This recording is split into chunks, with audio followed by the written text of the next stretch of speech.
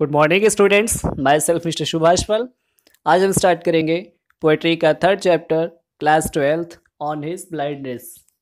On his blindness, उनके अंधेपन पर, compose किया गया है जॉन मिल्टन जी के द्वारा। उनके अंधेपन पर, किनके? जॉन मिल्टन जी के अंधेपन पर। जॉन मिल्टन जी एक महान कवि हुए हैं इंग्लिश के।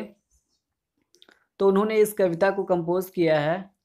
उन्होंने अपनी रियलिटी पे, अपनी जो वास्तविकता पे इन्होंने ये कविता कंपोज की है कि जॉन मिल्टन जी लगभग 42 साल की उम्र में ही वो अंधे हो गए थे। यानी वो बहुत कुछ वर्क करना चाहते थे, वो एक कवि थे तो बहुत कुछ लिखना चाहते थे, समाज की सेवा करना चाहते थे अपना इस कविता के माध्यम से। लेकिन अचानक किसी कारणवश वो 42 साल की उम्र में अंधे हो गए। इसलिए उन्होंने क्या किया कि भगवान से कंप्लेंट की, ये शिकायत की कि भगवान आपने मेरी आँखें क्यों छीन ली। अब इसके अंदर क्या है, पोएट के अंदर इसका बैकग्राउंड क्या है, टोटल स्टैंजा में कैसे उन्होंने भगवान से कंप्लेंट की और कैसे उनको संतुष्टि मिली, चलिए देखते हैं। फर्स्ट स्टैंजा आपका है ये, यहाँ से स्टार्ट है। When I consider how my light is spent, are half of my days in this dark and furred and white, and that one talent which is death to hide, Lord is with me useless though my shawl movement। First stanza में कवि कहता है कि when I consider, अब जब अंधा हो गया है तो वो कहता है when I consider, consider means होता है सोचना, कि जब भी अब मैं सोचता हूँ कि how my light is spent, how my light is spent means होता है कि मेरी आँखों की रोशनी कैसी चली चली गई। अब वो जब खाली बैठता है तो अब वो सोचता है कि मेरे आँखों की रोशनी कैसे चली गई। और मिस होता है पहले ही, half of my days miss होता है मेरी ज़िंदगी के आधे दिनों में।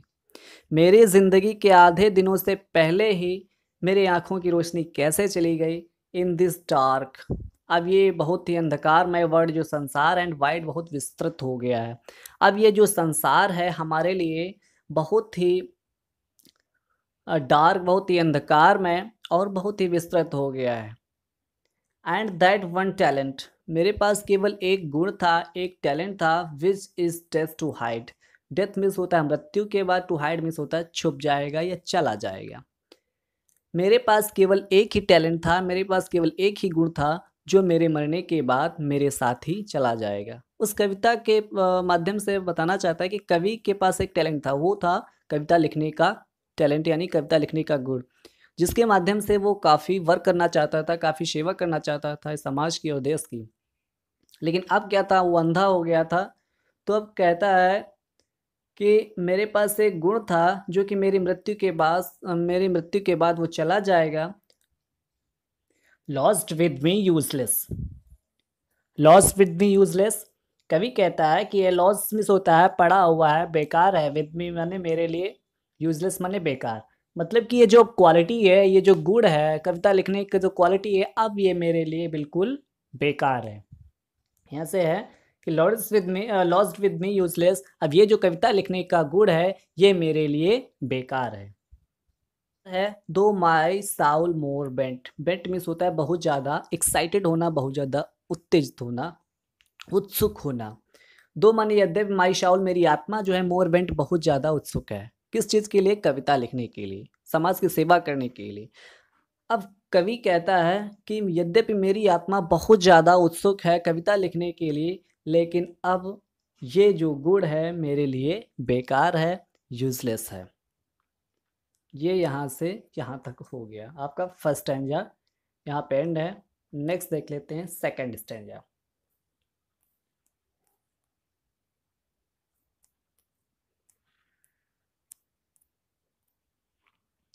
To serve there with my maker and present my true account, lest he returning child doth God exact labor, light denied, I found yes, but patience to prevent. To serve there with my maker, हे maker, maker means होता है हे भगवान दाता, to serve means मैं सेवा करना चाहता था। देयर विद माई मेकर माने मेरे मालिक, मेरे स्वामी, मेरे भगवान। हे भगवान, मैं अभी आपकी सेवा करना चाहता था। एंड प्रेजेंट और वर्तमान में माई ट्रू अकाउंट, मेरा जो लेखा जोखा है, मेरा जो सच्चा लेखा जोखा है, लीस्ट ही बहुत ही कम है। अब मेरा जो सच्चा लेखा जोखा है कि मैंने जो इस दुनिया में काम किया है वो बहुत ही कम है। रिटर्निंग चाइल्ड, अब मैं जब आपके पास वापस लौटूंगा यानी मृत्यु के बाद जब मैं लौटूंगा तो चाइल्ड मिस होता है बहुत ही डांट फटकार पड़ेगी।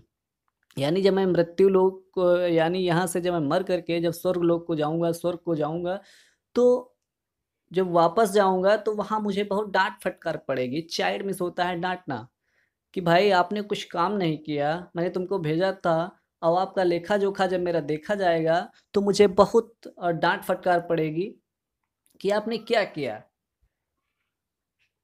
डोथ गॉट एग्जैक्ट डे लेबर, डू की फॉर्म है डॉथ, डू गॉड क्या भगवान, exact day labour, exact day labour means होता है अब दिन के समय मेहनत।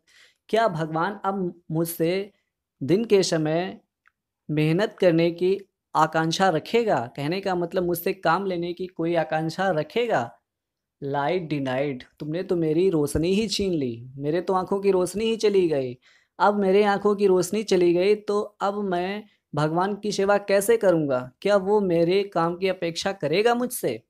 आई फाउंडली आस्क, मैंने मूर्खतापूर्ण पूछा। आई फाउंडली आस्क, मैंने मूर्खतापूर्ण पूछा किससे? भगवान से। कि क्या अब मैं तुम्हारा जो है तुम्हारा काम कैसे करूं, कैसे मैं आपकी सेवा करूं बताओ। तो इस तरीके से वो भगवान से कंप्लेंट करता है, शिकायत करता है कि बताओ अब मैं लेबर डे लेबर में होता है काम करना, कठिन परिश्रम मैं कैसे करूं आपकी सेवा। मेरे पास एक ही गुण था कविता लिखने का, वो भी आपने छीन लिया। यानी जो आंखों की रोशनी चली गई है उससे मेरा ये जो क्वालिटी है वो बेकार पड़ा हुआ है। लाइट डिनाइड, आंखों की रोशनी चली गई। अब कहता है कि आई फाउंडली आस्क, मैंने मूर्खता पूर्वक भगवान से पूछा। But patience to prevent, but patience to prevent में होता है मेरे धैर्य ने, टू प्रिवेंट माने रोका, मेरे धैर्य ने मुझको रोका। यहाँ से थर्ड स्टेंजा है कि that murmur soon replies, that murmur जो मैंने शिकायत की थी, सून रिप्लाइज में होता है जल्दी ही उत्तर मिल गया मुझे। ये यहाँ से कभी कभी क्या होता है, थर्ड स्टेंजा यहाँ से कभी कभी पूछा जाता है कि बट पेटियंस टू प्रिवेंट, या यहाँ से कभी कभी पूछ लिया जाता है आई फाउंडली आस्क, मैंने भगवान से मूर्खतापूर्वक पूछा और मेरे धैर्य ने मुझको रोका और मेरे धैर्य से ही मुझे उत्तर मिला, धैर्य से ही मुझे उत्तर मिला। शू रिप्लाइज मिस होता है उत्तर मिला, मरमर मिस होता है शिकायत। जो मैंने भगवान से शिकायत की थी मैंने उसके लिए मेरे धैर्य ने मुझको उत्तर दिया, यानी मैंने धैर्य पूर्वक बैठ करके सोचा तो मुझे उत्तर उसका मिल गया।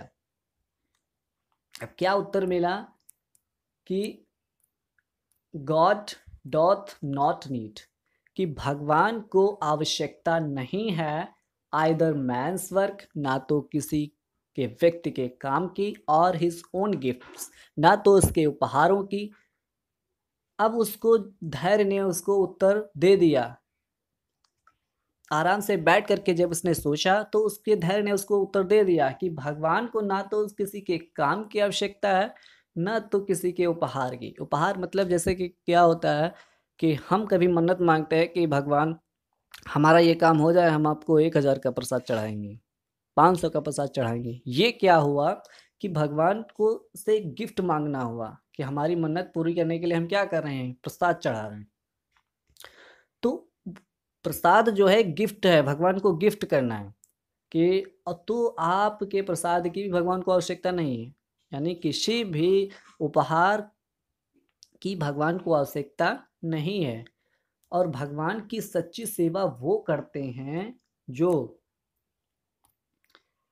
Who bear his mild yoke, who best, वो भी भगवान की सच्ची सेवा करते हैं। Bear his mild yoke, mild yoke means होता है जुअर, जो आपने देखी होगी बैल की होती है जो उसके कंधे पे रखी जाती है।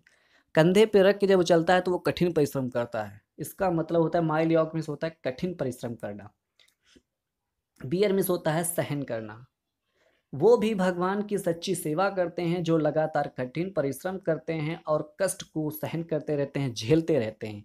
दे सर्व हिम बेस्ट। वो भगवान की सबसे सच्ची सेवा करते हैं। यहाँ से यहाँ तक आपका थर्ड स्टैंजा है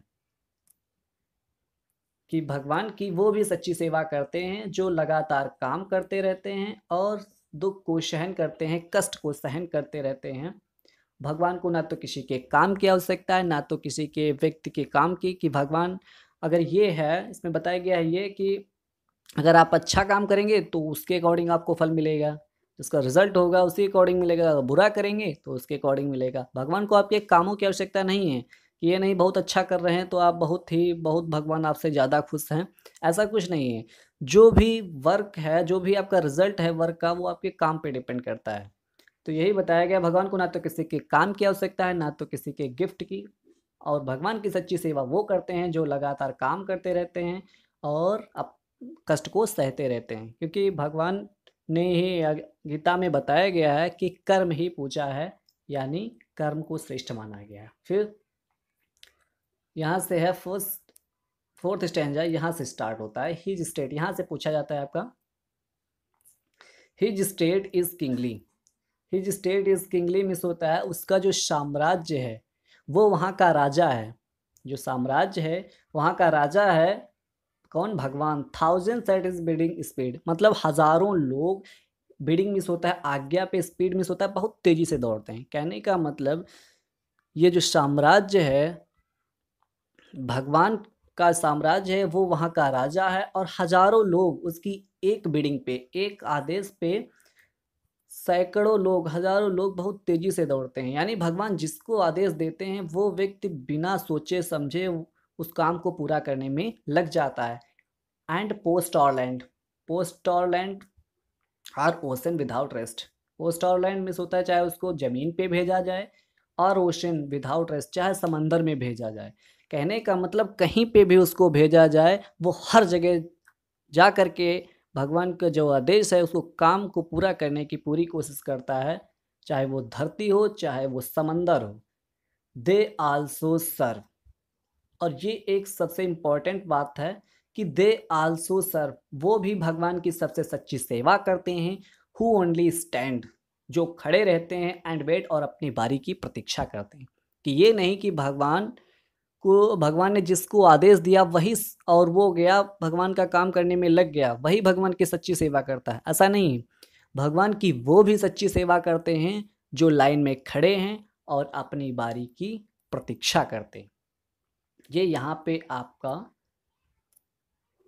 पोएट्री का स्टैंजा एंड है और यहाँ पे आपका ये चैप्टर भी पूरा एंड। अब देख लेते हैं इसकी सेंट्रल आइडिया। सेंट्रल आइडिया ये आपकी यहाँ से यहाँ तक है, दिस से लगाकर रियल दिस सर्विस तक, ये आपकी सेंट्रल आइडिया है। स्क्रीनशॉट इसका ले लेंगे आराम से और अच्छी तरीके से इसको करेंगे। उसके बाद एक एक देख लेंगे सबका, स्लोवली स्लोवली सबके स्टैंजा भी दे रखे हैं। रेफरेंस यहाँ से यहाँ तक, कॉन्टेक्स्ट यहाँ से यहाँ तक, ये आपका एक्सप्लेनेशन यहाँ तक आप कर लेंगे। स्क्रीनशॉट लेकर के पॉज करके वीडियो को देखेंगे और हर वीडियो को कम से कम आप 2 से 3 बार देखिए, क्योंकि इससे क्या होता है आपका बेसिक कॉन्सेप्ट जो होता है क्लियर हो जाता है। फिर ये है, उसके बाद ये थर्ड स्टैंजा का यहाँ से है रेफरेंस यहाँ तक, एक्सप्लेनेशन आपका यहाँ से यहाँ तक। पॉज करके स्टॉप करके इसको थोड़ा आराम से लिख लेंगे। फिर नेक्स्ट ये आपका है सेकंड स्टैंजा का रेफरेंस यहाँ से यहाँ तक, कॉन्टेक्स्ट यहाँ से यहाँ तक और एक्सप्लेनेशन यहाँ से यहाँ तक है।